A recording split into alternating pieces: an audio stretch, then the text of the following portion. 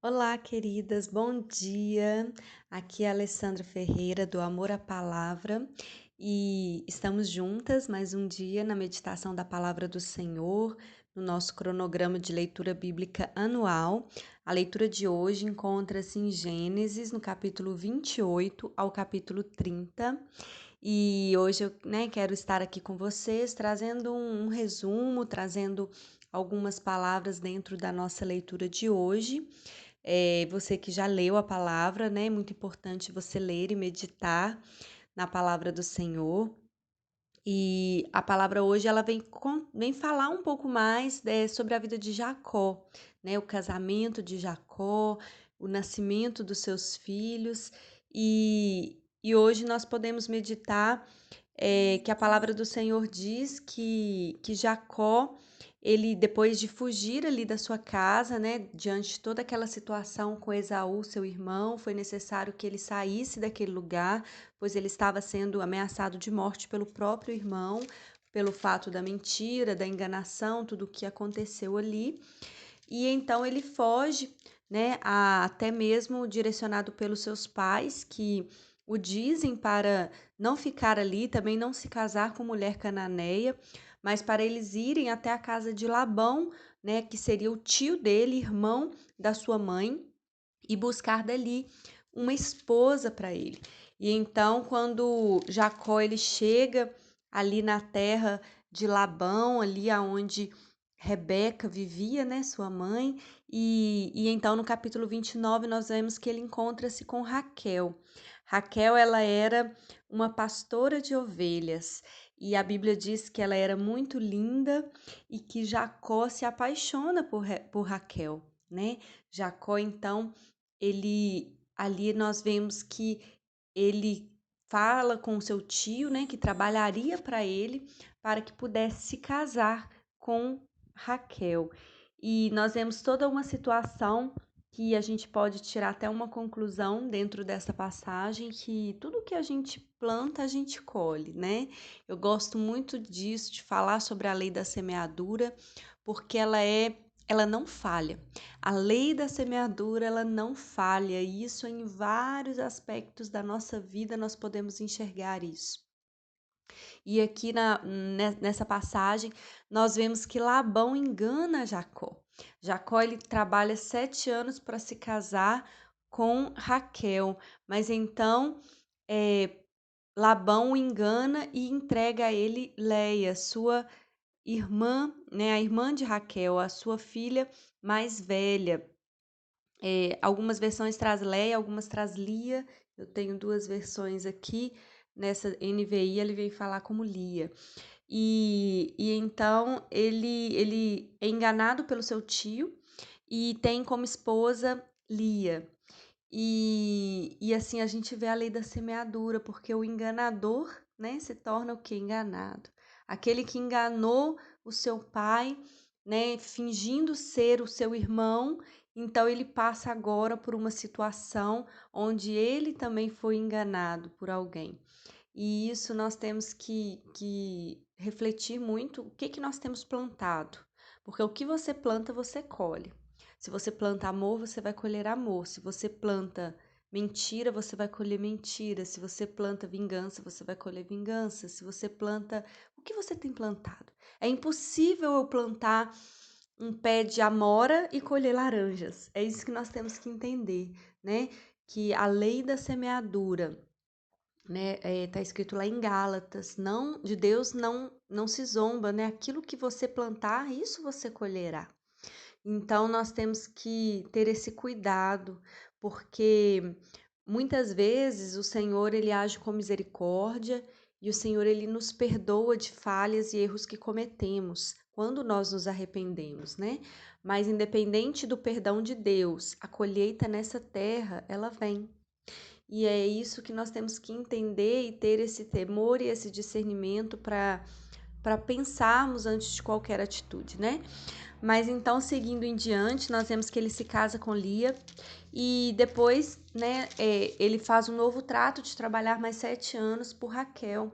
Mas então, uma semana depois, ele tem Raquel como esposa e ele ali assume esse compromisso de trabalhar mais 7 anos com Labão, seu tio.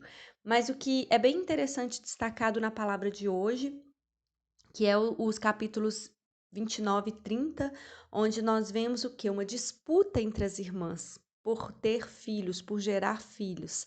Lia se casa com Jacó sem ter o seu amor, porque Jacó não amava Lia, Jacó amava Raquel.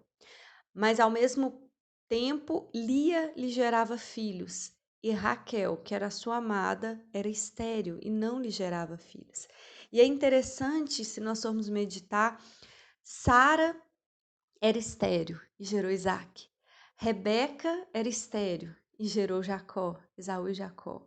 E Raquel era estéril, mas nós vemos aqui depois de um tempo, o Senhor se lembra de Raquel.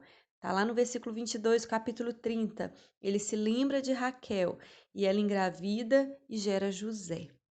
E nós vemos que as promessas de Deus, elas se movem nas impossibilidades, nas nossas impossibilidades, né? Se nós não podemos, Deus pode. E eu fico pensando, por quê? Os três patriarcas, Abraão, Isaac e Jacó, os três patriarcas, né, da história de Israel, os três homens escolhidos por Deus para a partir deles formar uma grande nação, tiveram mulheres estéreis. É irônico até se nós formos pensar, né? Por que eles tiveram mulheres estéreis se esses três patriarcas tiveram a promessa de serem pai de grande nação, de serem aqueles da qual viria uma multidão e as mulheres eram estéreis? E eu fico pensando que muitas coisas acontecem na nossa vida e às vezes a gente se pergunta por que eu, né? Será que com você nunca aconteceu isso? Talvez você passe por uma determinada situação e lá no fundo do seu coração você pensa assim: mas Senhor, por que eu? Por que comigo? Por que comigo? E quando a gente pensa nisso, ao mesmo tempo a gente tem que pensar: por que não comigo? Por que não comigo? Né? Será que eu tenho uma estrela na cabeça que as coisas podem acontecer com os outros, mas comigo não? Eu sou tão melhor do que os outros para que não, com a outra pode, comigo não, né? Às vezes a gente pensa assim, por que comigo? Mas, gente, com as esposas amadas dos três patriarcas, elas eram estéreis, mas é porque Deus tinha um plano na vida delas. Aonde uma situação adversa acontece, é uma brecha para um milagre acontecer e o nome do Senhor ser glorificado. Nós vemos que essas três mulheres ficaram conhecidas também pelo milagre de Deus na vida delas, porque Deus operou um milagre na vida delas. E assim Deus nos dá a oportunidade de, em meio às nossas impossibilidades, de, em meio às nossas limitações, Ele também fazer um milagre na nossa vida, porque Ele é Deus. E então nós vemos que tudo tem o tempo de acontecer, né? Tudo tem um tempo. Às vezes as mulheres da Bíblia, como nós, tentamos precipitar as coisas. Não foi diferente com Sara, não foi diferente com Raquel, que também deu a sua serva a seu esposo para ter uma filha com ele, um filho com ela. Mas nós tentamos precipitar, muitas vezes nós tentamos antecipar, mas tudo tem o tempo de Deus. E Deus, ele faz no tempo dele. Quando nós mantemos uma postura, um posicionamento de esperar no Senhor, crendo, não desistindo das promessas de Deus, o Senhor ele faz. E então nós vemos a disputa dessas duas irmãs, Lia querendo filho, Lia querendo o amor do marido através dos filhos a qual ela lhe concedia, e Raquel querendo filhos, mas tendo de sobra o amor do marido. E às vezes a gente se perde em meio de tantas coisas que a gente quer e esquece aquilo que a gente já tem, né? Raquel tinha o amor de Jacó. Raquel tinha o amor de Jacó, mas ela queria os filhos. E então ela começa uma disputa desenfreada com a sua irmã. Mas no tempo certo Deus lhe concedeu. Então, que nós possamos meditar nessa palavra de hoje, nesses versículos de hoje, que você não pare mediante as impossibilidades que a vida lhe apresenta. Veja as suas impossibilidades como uma oportunidade do milagre de Deus florescer na sua vida. Saiba que Deus ele tem um plano, Deus ele tem uma promessa. E se ele tem uma promessa para a sua vida, ela vai se cumprir. Deus tem feito isso nas nossas vidas dia após dia, nós temos que reconhecer que ele tem sido fiel. E então nós vemos na vida, né, dessas mulheres o agir de Deus, o tempo de Deus cumprir as promessas e que nós possamos meditar nessa palavra nesse dia, que você possa crer que aquele que te chamou, ele é fiel para cumprir as promessas na sua vida. Que ainda você esteja passando por tribulações, espere mais um pouquinho de tempo, porque o que há de vir, virá e não tardará. Amém?